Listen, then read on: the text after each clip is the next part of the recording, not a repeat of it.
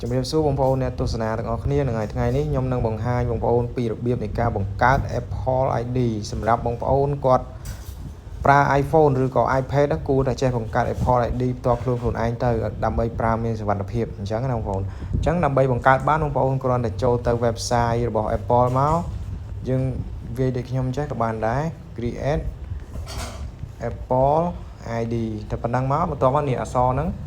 វាយហ្នឹងចាញ់ហើយអញ្ចឹងចុច click លើអក្សរហ្នឹងមកអញ្ចឹងយើងចូលទៅនេះកន្លែង website link website មានរូបពពកហ្នឹងពណ៌ខៀវហ្នឹងបងប្អូនចុចលើវាមក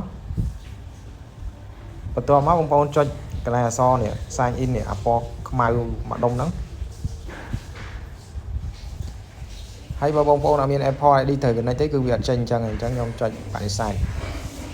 បើបងប្អូនអត់មានទេចុចមកចេញចេះអញ្ចឹងណា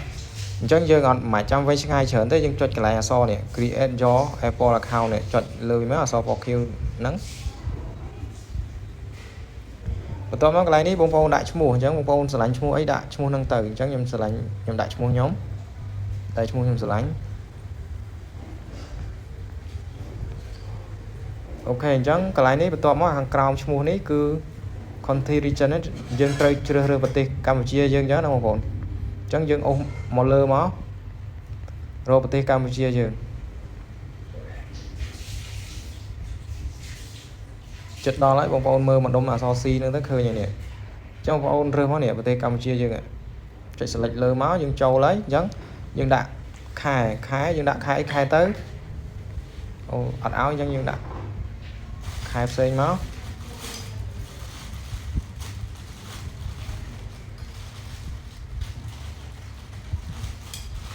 អញ្ចឹងខ្ញុំដាក់ថ្ងៃទី10ឆ្នាំយើងដាក់អាយុឲ្យយើងច្រើនតិចមកបងប្អូនខ្ញុំដាក់83អញ្ចឹងចុះបន្ទាប់មកបងប្អូនវាយបញ្ចូល address Gmail អញ្ចឹងកន្លែងនេះបងប្អូនត្រូវតែដឹងថា Gmail គឺជា Gmail ផ្សេងមួយដែលយើងយកបង្កើត Apple ID មុននឹងបានយកបង្កើត Apple ID យើងត្រូវបង្កើត Gmail ជាមុនសិនអញ្ចឹងណាបន្ទាប់មកបងប្អូនវាយ address Gmail បងប្អូនទាំងអស់គ្នាមកអញ្ចឹងខ្ញុំវាយ address Gmail របស់ខ្ញុំ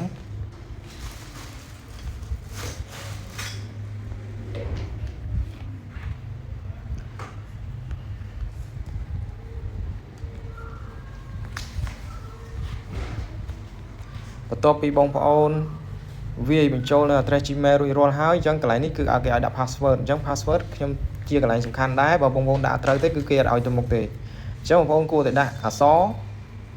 លាយជាមួយលេខហើយនឹងឆ្លាស់អីចឹងទៅអញ្ចឹងខ្ញុំដាក់ password របស់ខ្ញុំ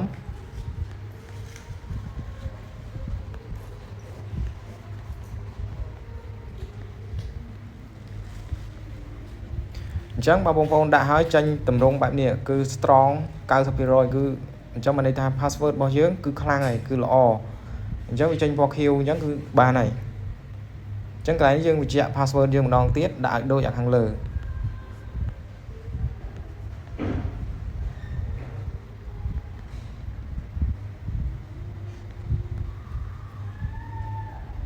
ញ្ចឹងកន្លែងនេះគឺជាលេខទូរស័ព្ទអញ្ចឹងបងប្អូនគួរតែដាក់លេខទូរស័ព្ទណាដែលប្រើអញ្ចឹងណាបងប្អូន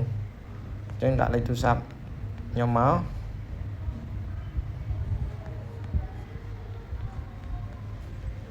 អញ្ចឹងបន្ទាប់មកទៀតអាកន្លែងនេះយើងជ្រើសរើសគេផ្ញើជា message ឬក៏គេ call មកតាមលេខយើងដើម្បីទទួលកូដអញ្ចឹងខ្ញុំយកជា message ហើយកន្លែងនេះយើងបំពេញមកពេញដាក់ធ្វើម៉េចឲ្យដូចបងប្អូនយើងដាក់មកតាមមកលេខ3អក្សរ A អញ្ចឹងកន្លែងនេះវាអត់សំខាន់ទេ A តូច A ធំសំខាន់ឲ្យតែវាយអក្សរត្រូវអូខេបន្ទាប់ពីអញ្ចឹងហើយយើងអត់មានអីទេយើងបានបំពេញរួចរាល់ទាំងអស់ហើយអញ្ចឹងយើងចុច continue នេះមកអាពណ៌ខៀវនេះចុចមើលតើវាត្រឹមត្រូវទេបើត្រឹមត្រូវគឺគេឲ្យទៅមុខមកតង់ទៀតហើយអូខេបន្ទាប់ពីយើងនេះយើងត្រូវទៅយកកូដពី address Gmail ដែលយើងបានបំពេញមិញហ្នឹងអញ្ចឹងខ្ញុំចូលទៅយកកូដសិន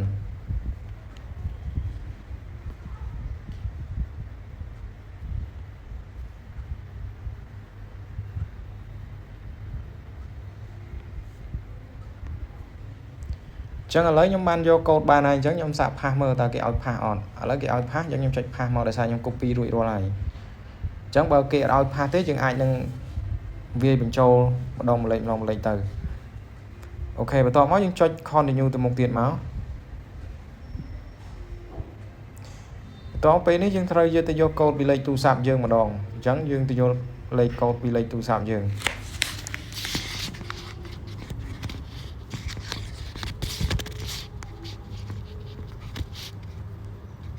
ចឹងខ្ញុំវាបញ្ចូលលេខកូដហ្នឹងមក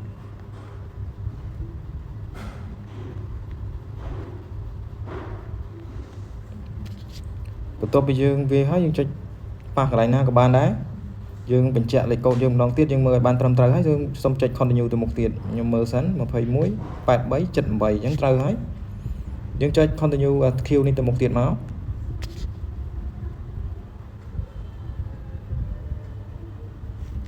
បន្ទាប់មកយើងមិនធ្វើអីទេយើងចុច agree Apple queue នេះចុច agree ម្ដងទៀត